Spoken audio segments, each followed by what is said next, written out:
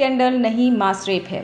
प्रज्वल रेवन्ना पर लगे यौन शोषण के आरोपों को लेकर कांग्रेस नेता राहुल गांधी हमलावर रुख अपनाए हुए हैं। इस मामले को लेकर राहुल गांधी प्रधानमंत्री और बीजेपी से लगातार सवाल पूछ रहे हैं। कांग्रेस नेता ने एक बार फिर तीखी टिप्पणी करते हुए कहा कि पीएम मोदी मास रेपिस्ट का साथ दे रहे हैं। उन्होंने कहा जो रेवन्ना ने किया वो सेक्स स्कैंडल नहीं मास रेप है। कर्नाटक में स्टेज से प्रधानमंत्री उस मास रेपिस्ट का समर्थन कर रहे थे, उसके लिए वोट मांग रहे थे। सीएम योगी का डीप फेक वीडियो वायरल। केंद्रीय गृह मंत्री अमित शाह के बाद अब उत्तर प्रदेश के मुख्यमंत्री योगी आदित्यनाथ का भी deep fake video social media पर वायरल हुआ है। वहीं यूपी एसटीएफ ने इस मामले में तत्काल एक्शन लेते हुए आरोपी श्याम गुप्ता को नोएडा से गिरफ्तार कर लिया है। आरोपी श्याम गुप्ता के खिलाफ cyber crime police station Noida में धारा 468, 505 आईपीसी 66 आईटी एक्ट के तहत मुकदमा दर्ज किया गया है।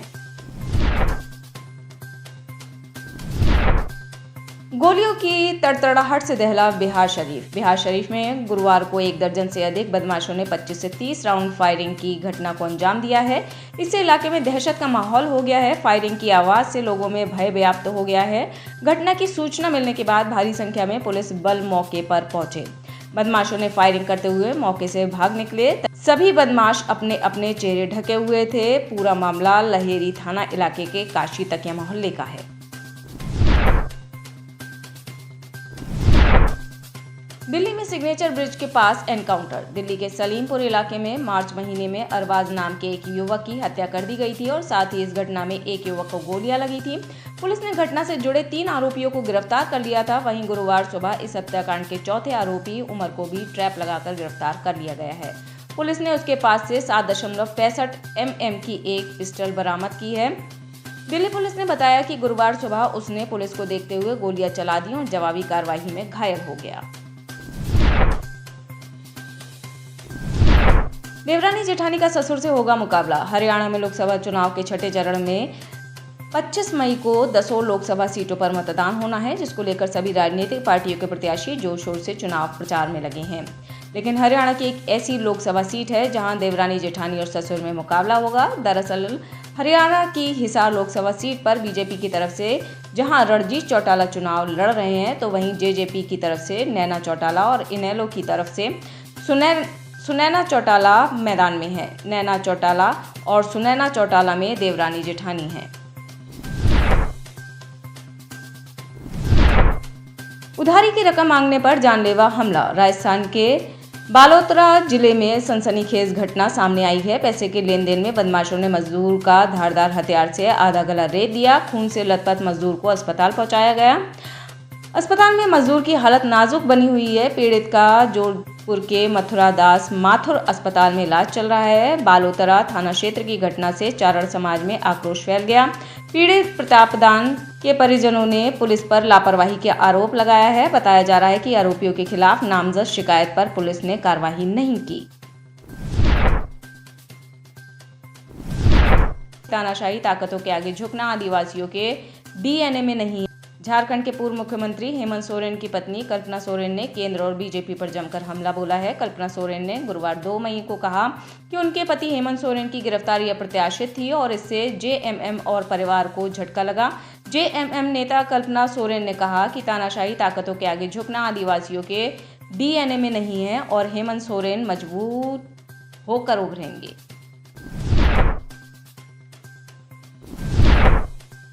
अहमद पटेल का परिवार भी कांग्रेस को वोट नहीं देगा। देश में लोकसभा के 2 चरणों का मतदान हो चुका है। तीसरे चरण में 7 मई को वोटिंग होनी है।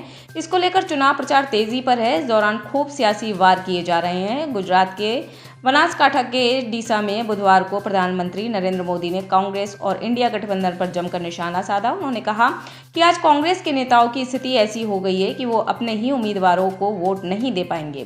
पीएम मोदी ने अपने भाषण में गुजरात के कांग्रेस के वरिष्ठ नेता रहे स्वर्गीय अहमद पटेल के परिवार का भी जिक्र किया। उन्होंने कहा कि भरूच में अहमद पटेल का परिवार भी कांग्रेस को वोट नहीं देगा।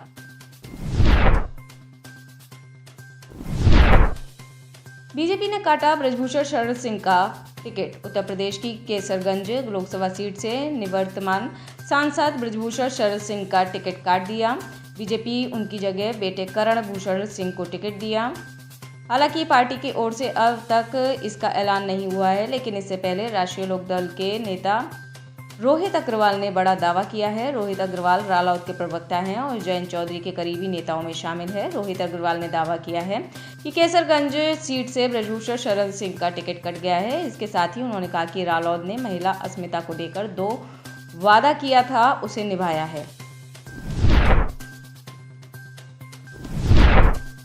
गोफर्स्ट को लगा बड़ा झटका। इंसॉल्वेंसी प्रोसेस से गुजर रही विमानन कंपनी गोफर्स्ट को बड़ा झटका लगा है। कोर्ट के एक हालिया आदेश के बाद गोफर्स्ट के सारे 54 विमान डी रजिस्टर कर दिए गए हैं। इसका मतलब हुआ कि अब गोफर्स्ट के बेड़े में एक भी विमान नहीं बचा है। Director general of civil aviation ने दिल्ली हाई कोर्ट के आदेश पर अमल करते हुए गोफर्स्ट के सभी 54 प्लेन को डी रजिस्टर किया है। दिल्ली हाई कोर्ट ने इस संबंध में पिछले सप्ताह अपना फैसला सुनाया था और विमानन नियामक DGCA को 5 दिनों के भीतर फैसले पर अमल करने के लिए कहा था।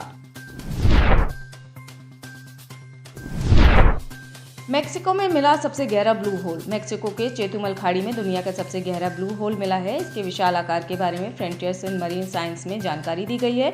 दिसंबर में गोताखोरी अभियान के दौरान इसकी गहराई की नापी गई।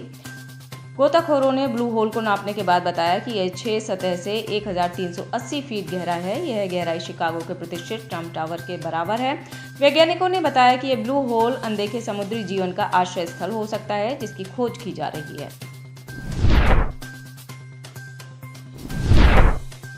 जो बाइडेन ने भारत को बताया जेनोफोबिक देश। अमेरिका के राष्ट्रपति जो बाइडेन ने चीन रूस के साथ भारत के खिलाफ भी गलत बयानबाजी की है, जिस पर वह अब घिरते हुए नजर आ रहे हैं। दरअसल जो बाइडेन ने भारत, चीन, रूस और जापान को जेनोफोबिक देश कहा है। जेनोफोबिक उनको कहा जाता है जो बाहरी लोगों से नफरत करते हैं, यानी बाइडेन ने भारत को एक ऐसा देश कहा है जो दूसरे देशों के लोगों से नफरत करता है। जो बाइडेन के इस बयान के बाद निंदा की जा रही है। फिलिस्तीन को UN मेंबरशिप। भारत ने उम्मीद जताई है कि संयुक्त राष्ट्र का पूर्ण सदस्य बनाए जाने के फिलिस्तीन के जिस आवेदन के खिलाफ अमेरिका ने पिछले महीने वीटो का इस्तेमाल किया था, उन पर पुनर्विचार किया जाएगा और वैश्विक संगठन का सदस्य बनने की उसकी कोशिश को समर्थन मिलेगा। संयुक्त राष्ट्र की पूर्ण सदस्यता हासिल करने के लिए फिलिस्तीन के प्रयासों के संबंध में संयुक्त राष्ट्र सुरक्षा परिषद के प्रस्ताव के खिलाफ अमेरिका ने पिछले महीने वीटो का इस्तेमाल किया था। परिषद ने मसौदा प्रस्ताव पर मतदान किया था, जिसके पक्ष में 12 वोट पड़े थे। स्विट्जरलैंड और ब्रिटेन मतदान से दूर रहे थे और अमेरिका ने वीटो का इस्तेमाल किया था। म्यांमार में जंग हुई तेज। म्यांमार के रखाइन प्रांत के बुथिदोंग शहर में जबरदस्त जंग छिड़ गई है। सेना और विद्रोहियों के बीच लड़ाई में वहां रह रहे हिंदू और रखाइनी समुदाय के लोगों का जीना मुश्किल हो गया है। रिपोर्ट के मुताबिक इस जंग में 1500 से ज्यादा हिंदुओं और 20 रखाइनियों को इलाके से बाहर जाने से रोक दिया गया है। वहां रह रहे लोगों को जाति धर्म के नाम पर जबरन निशाना बनाया जा रहा है। रोहिंग्या समुदाय के लोगों को जबरन सेना में भर्ती करने और जंग में भेजने का आरोप म्यांमार सेना पर लगा है।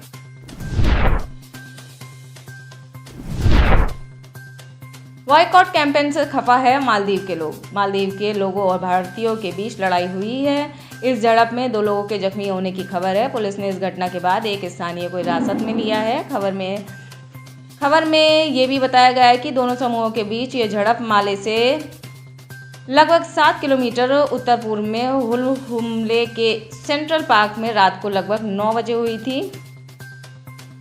पुलिस के हवाले से न्यूज़ पोर्टल ने जानकारी दी कि हिरासत में लिया गया संदिग्ध मालदीव का है। हालांकि ये नहीं बताया गया है कि घायलों में कौन कौन है। इस बारे में फिलहाल जानकारी नहीं है। गंभीर रूप से घायल हुए दोनों लोगों को हुलहुमले अस्पताल ले जाया गया था। इलाज के बाद उन्हें छुट्टी दे दी गई है। पुलिस की ओर से कहा गया है कि फिलहाल मामले में जांच पड़ताल चल रही है। आप इस खबर के बारे में क्या सोचते हैं, हमें कमेंट सेक्शन में बताएं। साथ ही ब्रह्मास्त्र न्यूज को सब्सक्राइब और शेयर भी जरूर करें।